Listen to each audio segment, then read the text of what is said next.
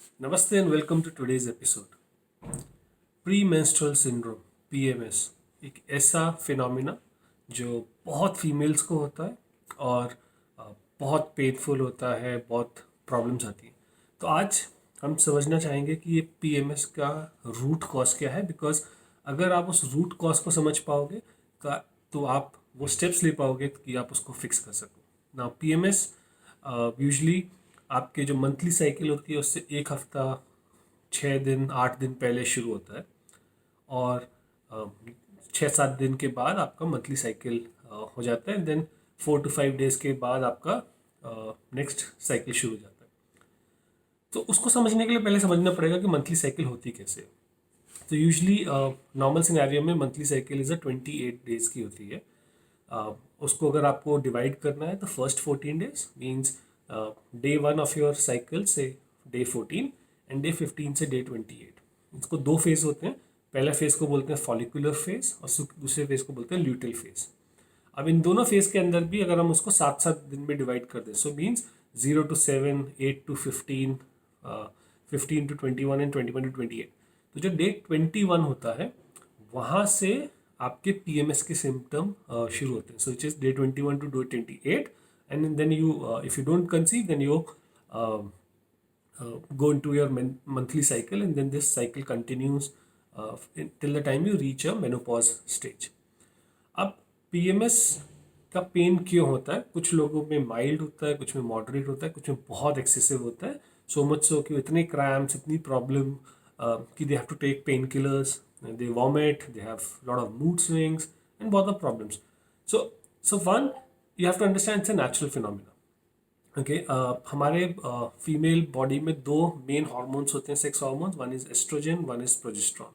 ये दोनों हार्मोन एक दूसरे को compete करते हैं और एक दूसरे को सपोर्ट करते हैं। अगर एस्ट्रोजन ज़्यादा हो गया, प्रोजेस्ट्रॉन कम हो गया तो दिक्कत होगी। अगर एस्ट्रोजन बहुत कम हो गया, प्रोजेस्ट्रॉन बहुत ज़्यादा हो गया तो दिक्कत होगी।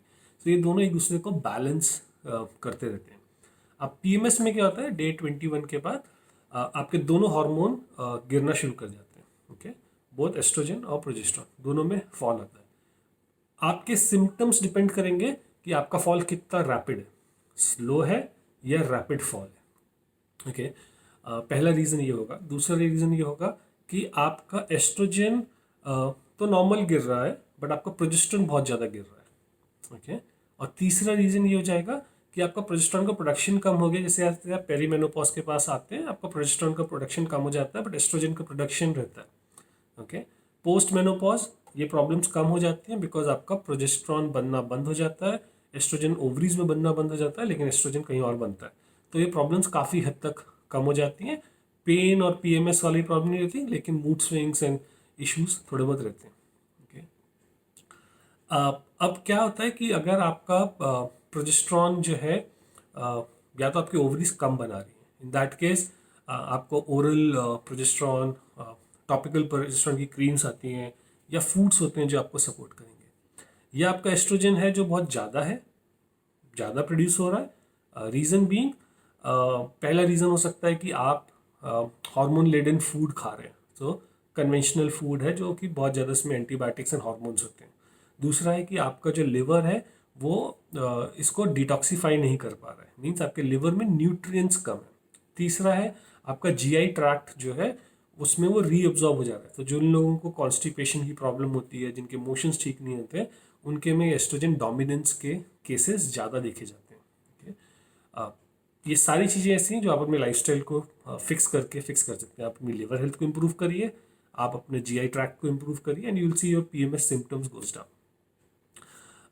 अनदर थिंग इज, जो हमें देखना होगा, जब जब ये सिम्टम्स कैसे होते हैं, puffiness, bloating, mood swing, breast area में tenderness, weepiness, okay, and weight gain. So अगर ये सब सिम्टम्स डे 21 से डे 28 के आसपास हैं, ये एक साइन है आपके PMS के। अब वो पेन के साथ भी आ सकता है, क्रैम्प के साथ भी आ सकता है, और भी बहुत सारे सिम्टम्स हो सकते हैं।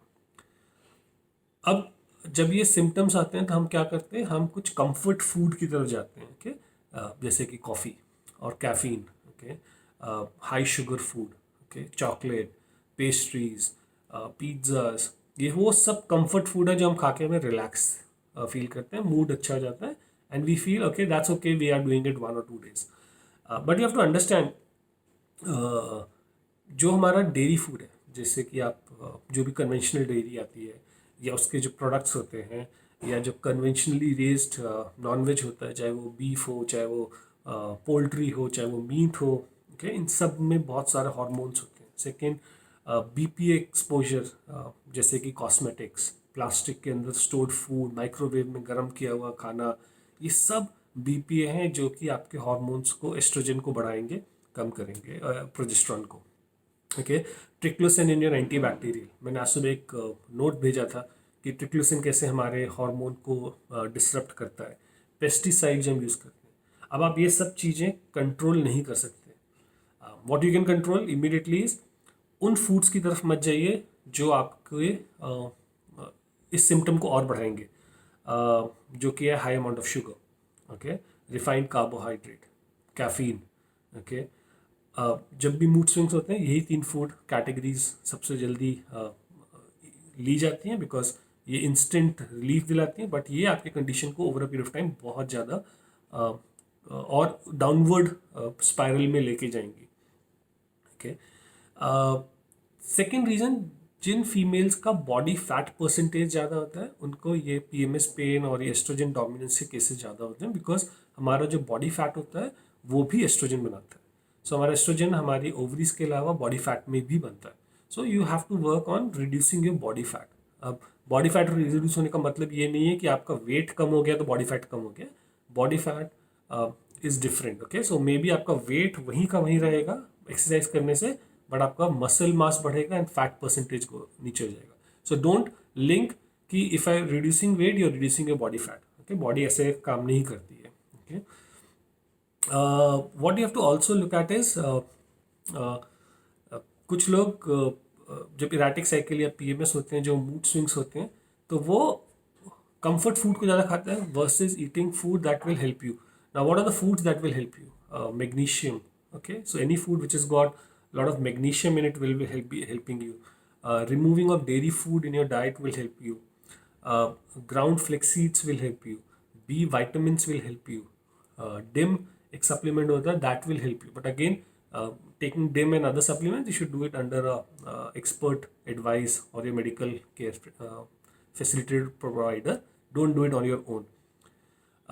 Eating food which are more vibrant, which is like a lot of fresh fruits, okay, a lot of seasonal fruits, focusing on sleep, ensuring that you're getting enough fiber, okay, ताकि वो जो GI track में oestrogen reabsorb हो रहा है वो ना हो, okay। ये कुछ सिम्टम्स हैं और जो कुछ प्रिवेंशंस हैं जो आपको ये PMS के पेन को हेल्प करेंगे। आपको कैसे पता चलेगा कि आपका एस्ट्रोजन है, प्रोजेस्टेरॉन है, डोमिनेंस है, क्या है? So best is to do a simple blood test to find out your estrogen level, E2, E3, and progesterone level, ideally between day 19th to day 21.